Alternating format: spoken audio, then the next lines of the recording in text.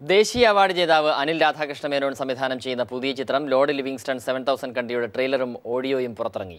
കൊച്ചിയിൽ ആഘോഷമായി നടന്ന ചടങ്ങിൽ നടൻ നിവിൻ പോളിയാണ് ഓഡിയോ പ്രകാശനം നിർവഹിച്ചത്. ഗ്ലോബൽ മീഡിയ മലയാളത്തിൽ നിർമ്മിക്കുന്ന ആദ്യത്തെ ചിത്രമാണ് ലോർഡ് ലിവിങ്സ്റ്റൺ 7000 കണ്ടി. പൂർണ്ണമായും കാടിന്റെ പശ്ചാത്തലത്തിൽ അണിയിച്ചൊരുക്കുന്ന മലയാള ചിത്രമാണ് ലോർഡ് ലിവിങ്സ്റ്റൺ 7000 കണ്ടി.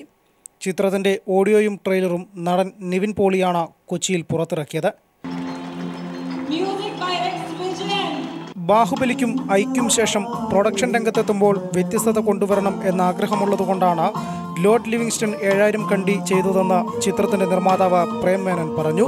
ഇങ്ങനത്തെ വലിയ പടങ്ങളൊക്കെ കൊണ്ടുവരുമ്പോൾ ഞങ്ങൾ പ്രൊഡക്ഷൻ ചെയ്യുമ്പോൾ ഡിഫറെൻറ്റ് സബ്ജക്റ്റ് നോക്കേണ്ടതെന്ന് ഞങ്ങളുടെ മനസ്സിലുണ്ട്. അപ്പോൾ I thought this was a correct subject. Then we believed the story, we believed the director and rest is history.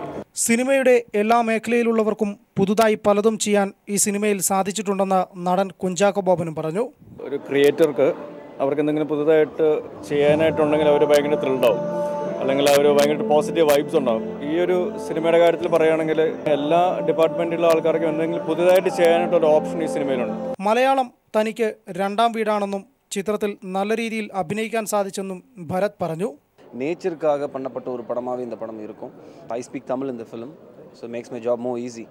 And so definitely இந்த படம், it will be a big celebration, it will be like a big dedication to nature. Lord Livingstone 7000 Kandi Malayala cinema ചരിത്രത്തിൽ മറ്റൊരു നാഴികക്കല്ലാവാൻ പോവുകയാണ്. October 9 ചിത്രം തിയേറ്ററുകളിലെത്തും. ബിജേഷ് നടുവിൽ, കൊച്ചി.